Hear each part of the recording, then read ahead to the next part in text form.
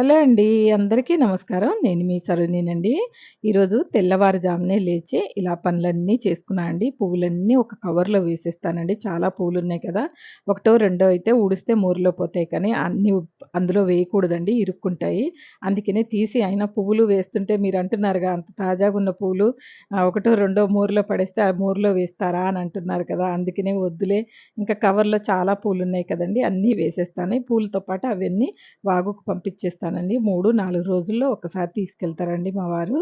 ఇలాగ చక్కగా ముగ్గులు వేసుకొని తెల్లవారుజామునే చక్కగా రంగోలితో ముగ్గులు వేసుకున్నానండి. ఇప్పుడు తిరుమల శనివారాలండి.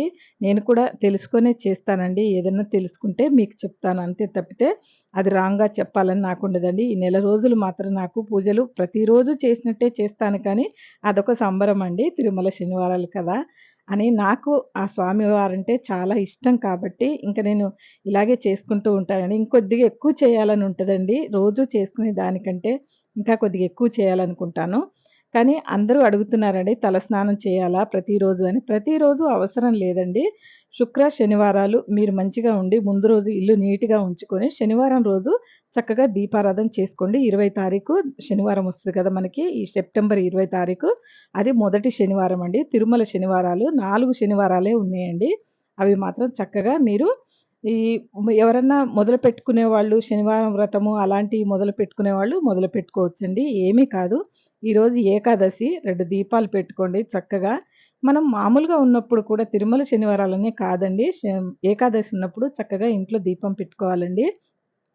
ఫోటో ఉన్నా, లేదా విగ్రహం ఉంది మా ఇంట్లో పెద్దది అని అడుగుతున్నారు.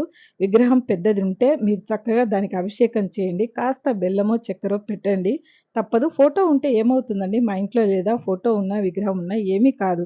ఫోటోలు ముందు తెచ్చుకుందాం. ఆ తర్వాత విగ్రహం తెచ్చుకున్న తర్వాతే మరి ఆ ఫోటోలు పాడేస్తామా అండి? పడేయం కదా! ఇగ అలాగే పూజించుకోవాలి కానీ ఏమీ కాదమ్మా! నువ్వు ఫోటో ఉన్నా కూడా విగ్రహం ఉండొచ్చు. నువ్వు రోజు మాత్రం కొంచెం తలస్నానం అవసరం లేదు. శనివారం, శుక్రవారం చేసుకుంటే చాలు. ఒక శనివారం అన్నా చేసుకో. ప్రతిరోజు తలస్నానం వద్దమ్మా! ఆడవాళ్ళు చేయకూడదు. ప్రతిరోజు చెయ్యరు. ప్రతిరోజు ఏమీ అవసరం లేదు. తలస్నానం ఏం అక్కర్లేదు. కొన్ని నీళ్ళు చల్లుకొని చక్కగా స్నానం చేసుకొని పూజలు చేసుకుంటే చాలు.